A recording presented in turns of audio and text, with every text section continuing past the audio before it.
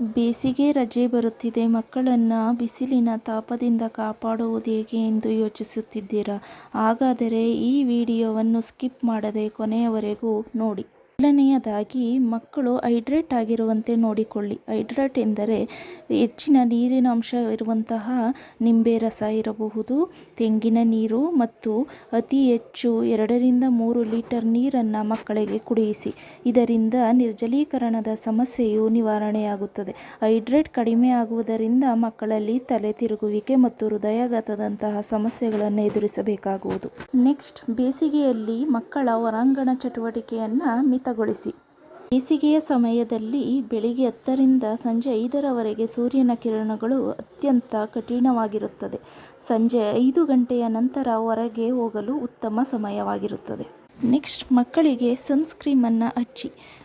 ವಯಸ್ಸಾದವರಿಗೆ ಮಾತ್ರವಲ್ಲದೆ ಮಕ್ಕಳಿಗೂ ಕೂಡ ಸನ್ಸ್ಕ್ರೀಮ್ ಅವಶ್ಯಕತೆ ಹೆಚ್ಚಾಗಿರುತ್ತದೆ. ಏಕೆಂದರೆ ಮಕ್ಕಳ ಚರ್ಮವು ಹೆಚ್ಚು ಸೂಕ್ಷ್ಮವಾಗಿರುತ್ತದೆ. ಆದ್ದರಿಂದ ಮಕ್ಕಳು ಹೊರಗಡೆ ಹೋಗುವಾಗ ಸನ್ಸ್ಕ್ರೀನನ್ನು ಉಪಯೋಗಿಸಿ. ಜೊತೆಗೆ ಟೋಪಿ ಮತ್ತು ಛತ್ರಿಗಳು ಕಠಿಣವಾದ ಸೂರ್ಯನ ಕಿರಣಗಳಿಂದ ರಕ್ಷಿಸಲು ಸಹಾಯ ಮಾಡುತ್ತದೆ. ನೆಕ್ಸ್ಟ್, ಲೈಟ್ ಕಲರ್ ಬಟ್ಟೆ ಧರಿಸಿ.